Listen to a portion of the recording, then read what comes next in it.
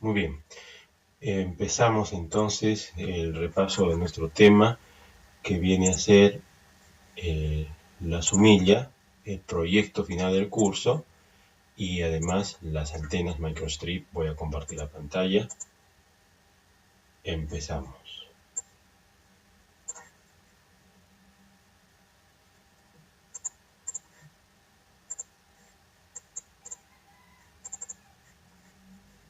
Muy bien. Entonces, dentro de la sumilla de los tópicos modernos para ingeniería, ya nos encontramos en la última semana. Como hemos mencionado, vamos a tocar el tema de antenas para 5G y sistemas de medida experimentales utilizados en la industria. ¿No? Para recordarles también de que dentro del proyecto final hemos propuesto un amplificador en una frecuencia 5G elegida por cada uno de ustedes, considerando ficheros de parámetros S de un transistor comercial, que ya lo habíamos desarrollado en la clase pasada, presentando ficheros de simulación e informe de acuerdo a la estructura que se ha dado.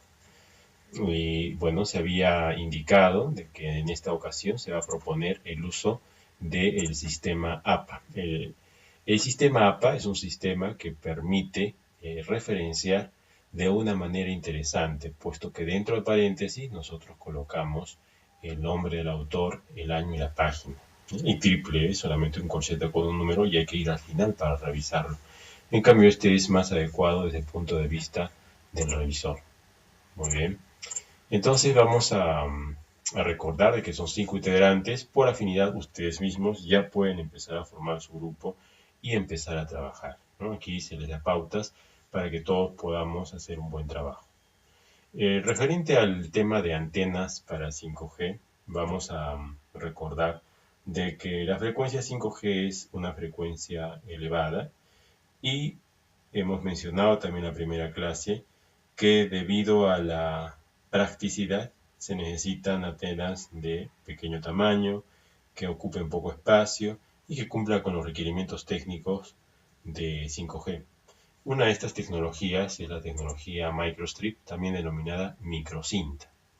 Entonces habíamos dicho que cuando tenemos la tecnología microstrip tenemos que pensar en un circuito impreso, doble cara, como el que encontramos en Pizarro, que se denomina fibra de vidrio FR4, el más comúnmente conocido en nuestro medio. Sin embargo, hay otros sustratos de diferentes modelos, propiedades y características. Cuando nosotros quemamos un dibujo, un diseño en estos sustratos, formamos figuras. Formando una figura que nosotros denominamos parche o patch, nosotros podemos obtener una antena. Una antena que tiene características especiales como banda estrecha, ancho de haz amplio, fabricada haciendo una deposición de una forma del elemento en un metal y que está colocado dentro de un dieléctrico también conocido como sustrato. Y esto es también conocido como un circuito impreso. Nosotros vamos a considerar este material, este circuito impreso, cubierto por una película que puede ser de oro, de plata o de cobre, como es el que tenemos en nuestro medio. Y siempre, siempre por la parte de atrás vamos a tener nosotros el plano de tierra o el plano de masa.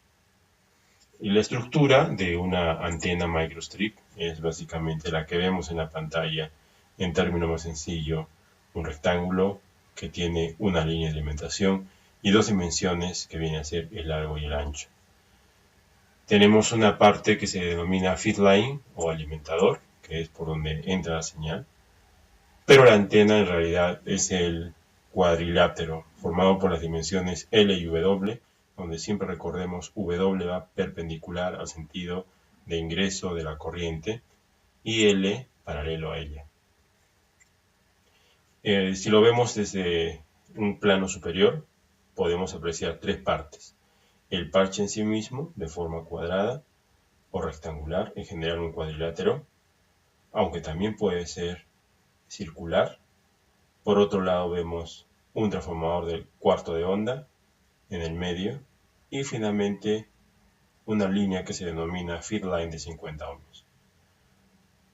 El objetivo es transmitir una señal de forma inalámbrica que va a volar por acá, se va a desplazar por acá, inyectándola de un equipo que tiene una impedancia de 50 ohmios.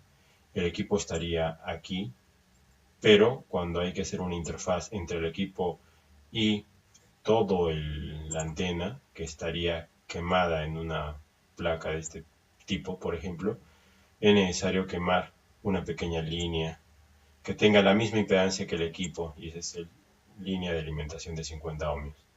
Pero el elemento más importante es el parche, y sus dimensiones L y W se calculan a través de fórmulas que han sido deducidas, que están en simuladores, pero este señor tiene una impedancia que se denomina impedancia de la antena de parche, que es diferente a la impedancia de 50 ohmios que tiene el feedline. Entonces, para adaptar a ambas se necesita un elemento intermedio que viene a ser justamente el adaptador de impedancias. En este caso, utilizamos transformador de cuarto de onda, recordando que este dispositivo tiene dos características, que su longitud eléctrica es un cuarto de longitud de onda y que su impedancia característica obedece a la fórmula de la media geométrica, donde Rin hace referencia a la impedancia del parche, la impedancia de todo esto, Rin, y Z sub 0 a la impedancia característica del feedline, que es 50 ohmios. Muy bien, entonces una vez que tenemos esto, podemos ir sin ningún problema a internet para poder ver en 3 dimensiones cómo funciona esta antena. Para ello yo escribo microstrip patch antena pattern radiation. Un término que todavía no hemos visto es patrón de radiación, pero en términos bien sencillos para que todo el mundo lo entienda, viene a ser la forma como propaga la onda en el espacio este tipo especial de antena.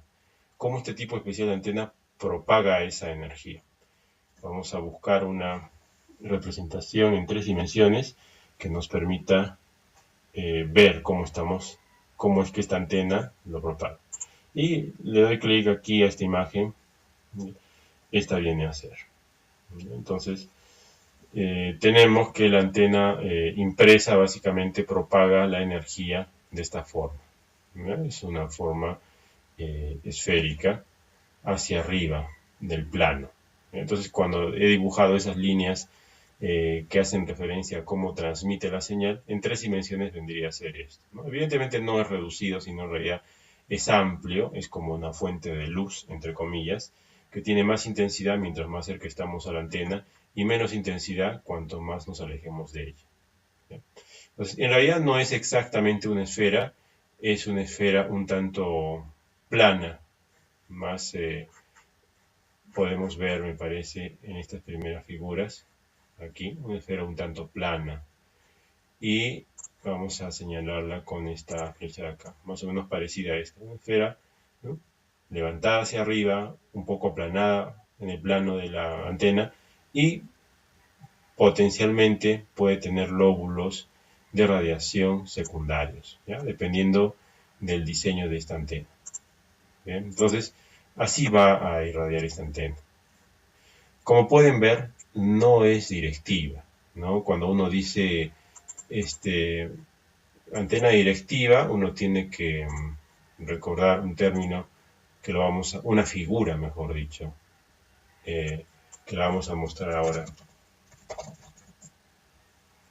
que es Directive Pattern Radiation. Un diagrama de radiación directivo es cuando la forma de distribuir energía no es esférica, sino adquiere esta forma que es un tanto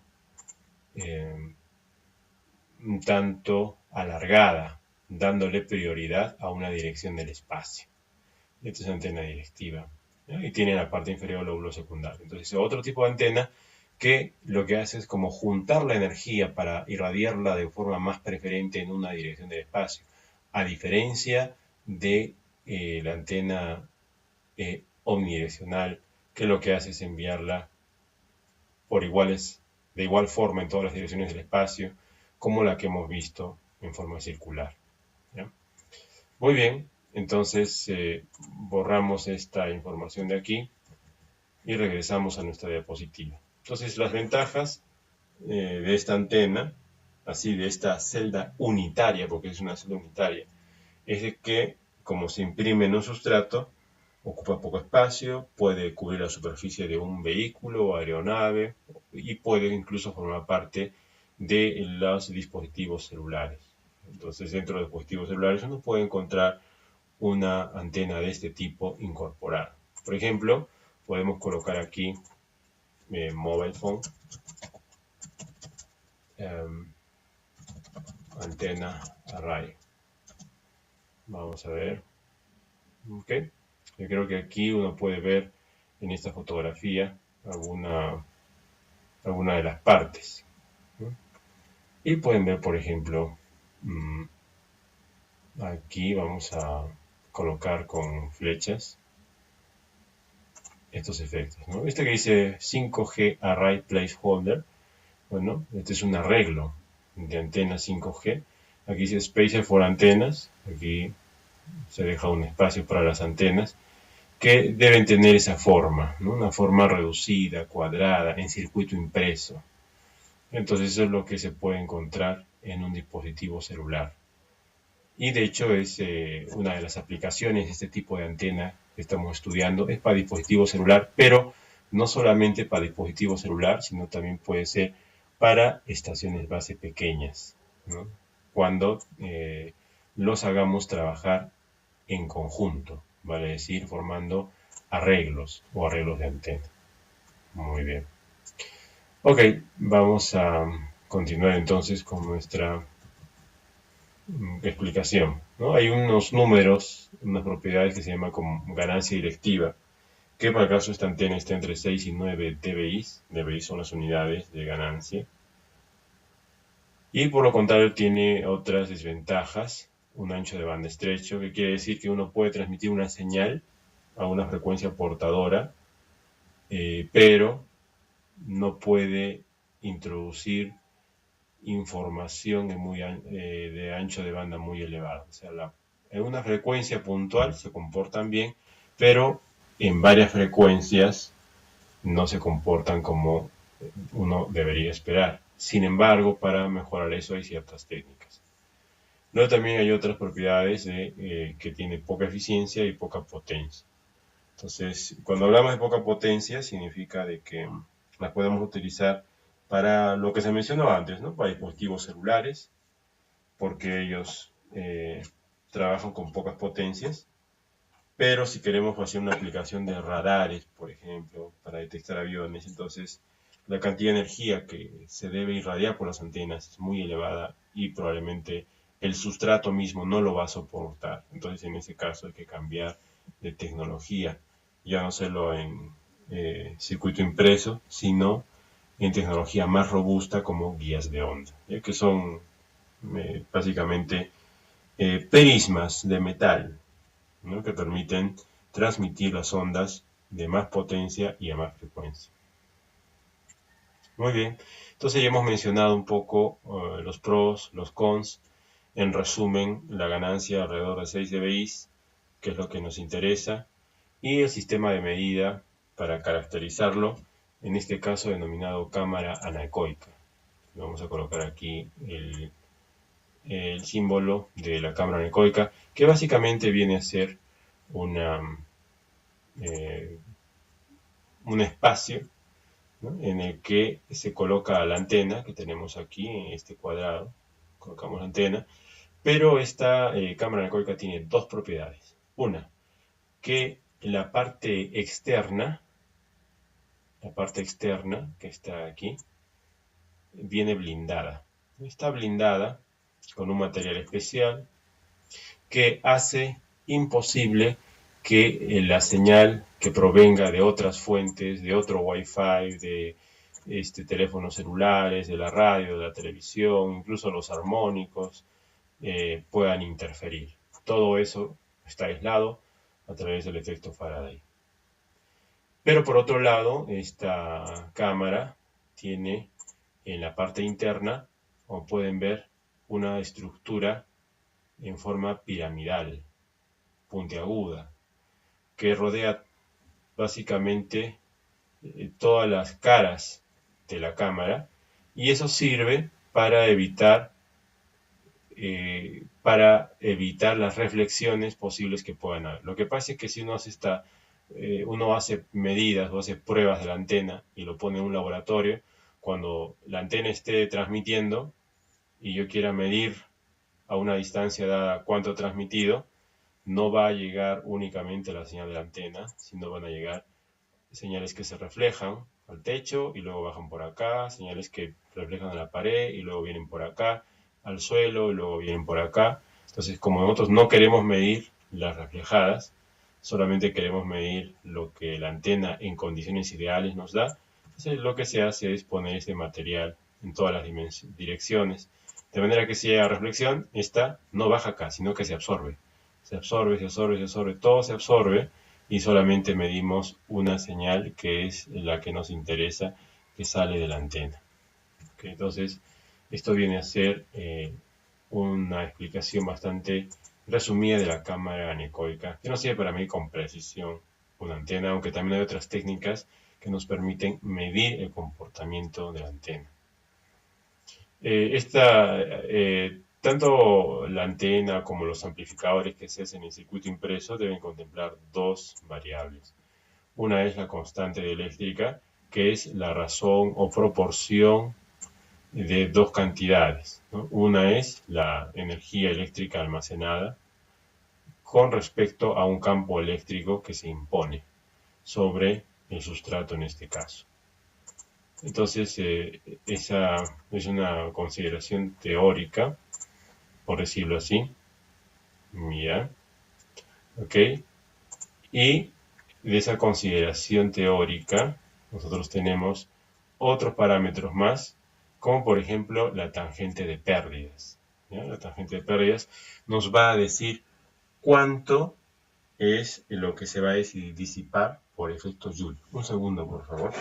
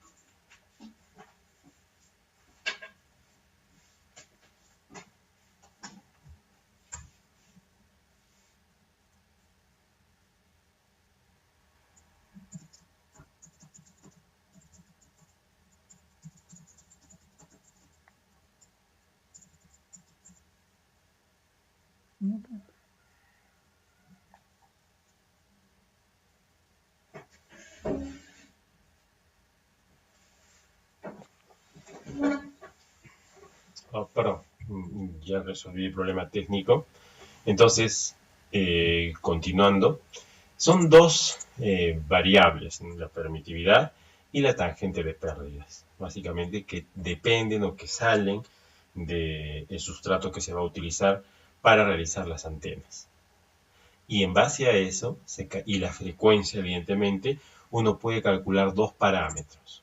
El primer parámetro viene a ser la longitud y el segundo parámetro el ancho de la antena. Entonces, normalmente uno utiliza en el diseño algunas ecuaciones. vamos a ver las ecuaciones, estas de acá. El ancho sale de esta ecuación, donde claramente se puede ver. Si uno quiere hacer una antena a una frecuencia determinada, con un material determinado, ese material hay que ponerle su permitividad aquí. De esa frecuencia que quiero trabajar, digamos una frecuencia de 5G, le pongo acá.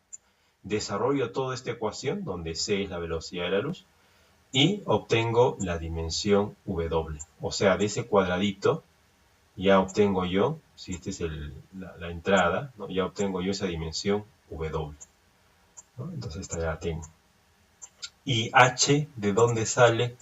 Pues también tenemos para el H unas ecuaciones un poco más extensas, ¿no? Una de ellas viene a ser esta de aquí, esta de acá, que es mejorada porque considera un efecto que se llama el efecto borde del campo eléctrico, para generar finalmente una ecuación más compleja de la longitud. ¿Ya? Estas ecuaciones ya han sido introducidas o han sido ya colocadas en los simuladores electromagnéticos. De forma que uno puede trabajarlo de dos maneras. ¿Ya? Y vamos a hacerlo así. Por ejemplo, cuando alguien le dice, diseñame una antena en la frecuencia de 1.5 GHz, que es la frecuencia que yo he elegido como para darles ejemplo del amplificador de 5G. Bueno, ustedes van a elegir otra frecuencia. Uno lo único que tiene que hacer es esto. Antena Patch Online Calculator. ¿Ya? Y dentro de esa antena, Pasternak, que es un distribuidor de componentes y sustratos, dentro de esta, pues uno tiene la posibilidad de hacer esos cálculos. Fíjense, estas ecuaciones que están viendo aquí son las ecuaciones que se utilizan, que están en todos los libros, para hacer una antena a una frecuencia determinada en un material determinado. Entonces, por ejemplo, para la fibra de vidrio vamos a dar un valor aproximativo de 4.7 de constante eléctrica y vamos a ponerle la altura del dieléctrico. La altura vamos a poner nosotros en nuestras unidades, que son los milímetros, 1.6, que es lo que se utiliza, lo que se vende normalmente en pizarro, y en frecuencia de operación, en frecuencia de operación le vamos a poner 1.5. Ponemos 1.5 gigahercios. Ok. Y fíjese, vamos a ver qué es lo que sucede cuando le damos calcular. Voy a reducir un poco la pantalla. ¿Okay? Cuando yo le doy calcular, vamos a ver qué es lo que sucede. Vamos a ver aquí. Nos aparece largo 45.86. Vamos a poner las flechas respectivas. Largo L, ¿no? 45.86, este de aquí, el L. Y el ancho 59.19. El ancho es este de aquí. Un segundo. Un segundo, por favor. Voy a conectar un cable.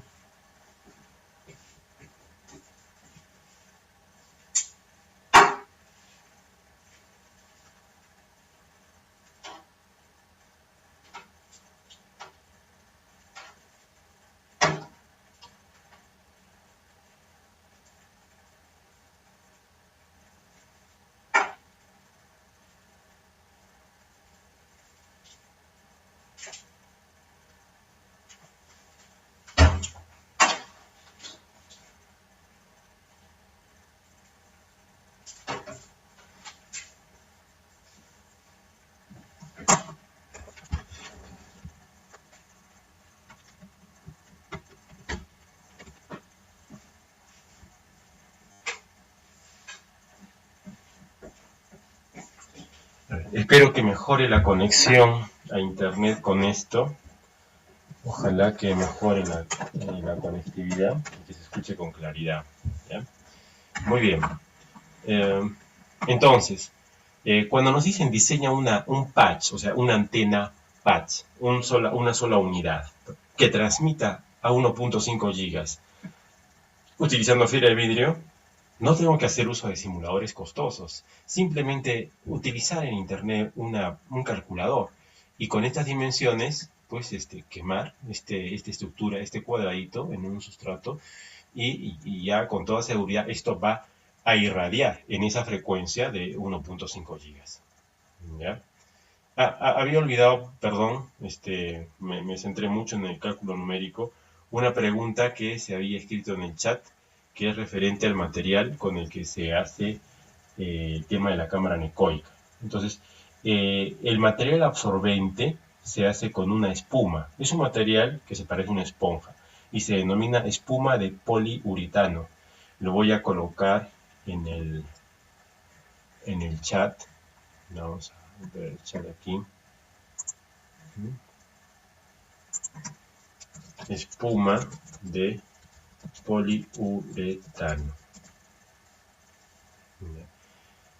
Y bueno, es una espuma básicamente que hay que darle la forma de unas pirámides y las dimensiones de esa pirámide está de acuerdo a ciertas ecuaciones. Hay ecuaciones que nos permiten calcular esas dimensiones.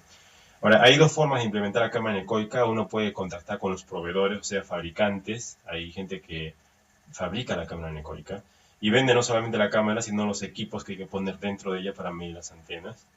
Pero otra también puede ser si alguien ya tiene un laboratorio más o menos montado con generador, analizador, pues simplemente coger la infraestructura, el ambiente y definir qué es lo que se puede colocar, ¿no? Para medir. Las cámaras anecoicas difieren en tamaño. Cuando son de frecuencias elevadas, lo que se quiere medir, la cámara anecoica es chiquita. Cuando se quiere medir frecuencias un poco más bajas o menores, la cámara sale más grande. Sin embargo, uno puede contactar al fabricante o incluso también uno mismo lo puede hacer. Consiguiendo la espuma de poliuretano, uno puede utilizar las ecuaciones para cortar y darle forma de pirámides y pegarlo alrededor de las paredes y tener su propia cámara anecoica. ¿Ya? Muy bien, entonces vamos a borrar estos dibujos de aquí. ¿Ya? Y ahora vamos a hacer una demostración. Esto que se ha escrito acá, de cómo sabemos que es verdad. Entonces, para ello nosotros podemos hacer uso de un simulador que ya hace mucho tiempo lo hemos explicado, que es el Micro Entonces nosotros, para demostrar que esta antena funciona realmente a 1.5 GHz, podemos hacer uso de este simulador. Vamos a poner Micro aquí y vamos a decirle cómo se comporta un circuito impreso con esas dimensiones a 1.5 GHz en concreto, qué es lo que hace y cómo se comporta, de una manera aproximativa, ¿ya? Entonces, este software de simulación lo vamos a trabajar de una manera aproximativa para poder tener esa conclusión. Entonces, ustedes ya saben, ¿no? Este software hay que decirle en primer lugar que queremos un esquemático. En ese esquemático vamos a ponerle el material que queremos utilizar, que lo ponemos en substrates. Aquí sacamos el material MSUB, que significa Microstrip Substrate, y aquí vamos a alimentarlo con los parámetros de la fibra de vidrio en este caso. Entonces, aquí vamos a colocar este ER 4.7, el H 1.6, T, el thickness 35 micrómetros, 0,035 milímetros, tan delta 0.014. Ya, este lo dejamos así como una primera aproximación y le damos a aceptar. Luego colocamos un elemento que se llama microstrip y un elemento que va a ser una línea de transmisión microstrip. Vamos a líneas y vamos a colocar un mLEF, ¿ya? Un microstrip en circuito abierto. Y le vamos a dar pues las dimensiones que hemos calculado con nuestro simulador, que son 59,19 el ancho. Vamos a darle aquí entonces W 59.19 y en L le vamos a dar, no quiere cambiar, 45,86. 45.86. Ok, vamos a aceptar. Okay. Muy bien, estoy viendo que faltan 2 minutos. Vamos a hacer lo siguiente, para no interrumpir esto en la mitad. Voy a finalizar la sesión ahora y en pocos segundos le dan clic por favor nuevamente al mismo enlace para volvernos a conectar. ¿Ya? Entonces repito, doy finalizar, damos clic en el mismo enlace y nos conectamos en pocos segundos. ¿Ya? Gracias.